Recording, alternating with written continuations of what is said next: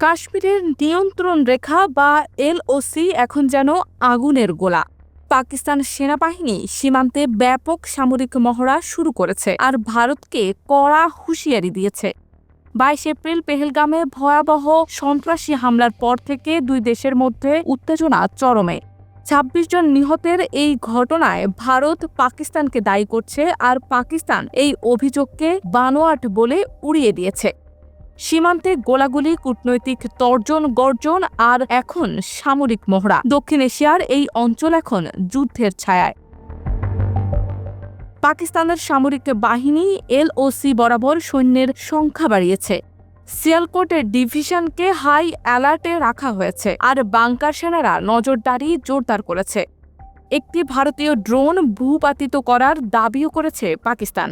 তাদের তথ্যমন্ত্রী আতাউল্লাহ তারার বলেছেন, ভারত যদি আগ্রাসন চালায় আমরা কঠোর জবাব দেব।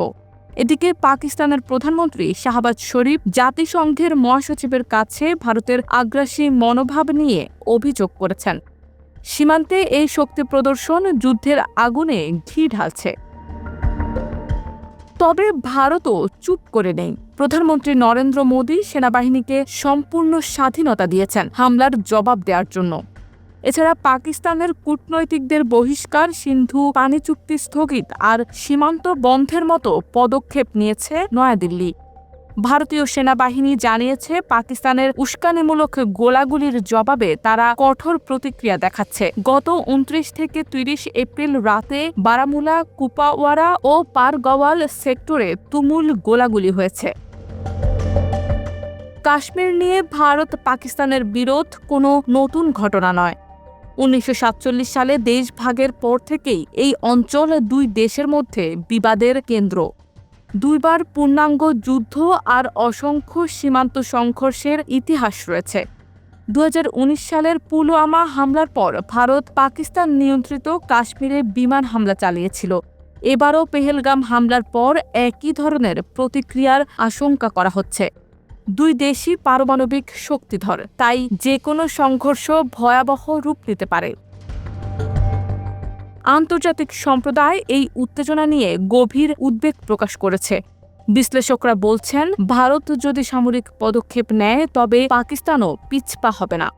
পাকিস্তানের সেনাপ্রধান আসিম মুনিরের কঠোর মনোভাব এবং ভারতের রাজনৈতিক চাপ এই সংঘাতকে আরও জটিল করছে।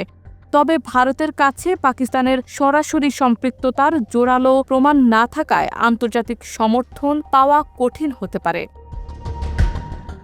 কাশ্মীর সীমান্ত এখন যেন বারুদের স্তূপ। পাকিস্তানের সামরিক মহড়া আর ভারতের কড়া পদক্ষেপে পরিস্থিতি যে কোনো মুহূর্তে বিস্ফোরক হয়ে উঠতে পারে।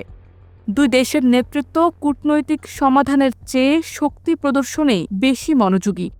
সাধারণ মানুষের মনে এখন একটাই প্রশ্ন, এই উত্তেজনা কি থামবে নাকি অঞ্চলটি আরও একটি যুদ্ধের দিকে এগিয়ে যাচ্ছে?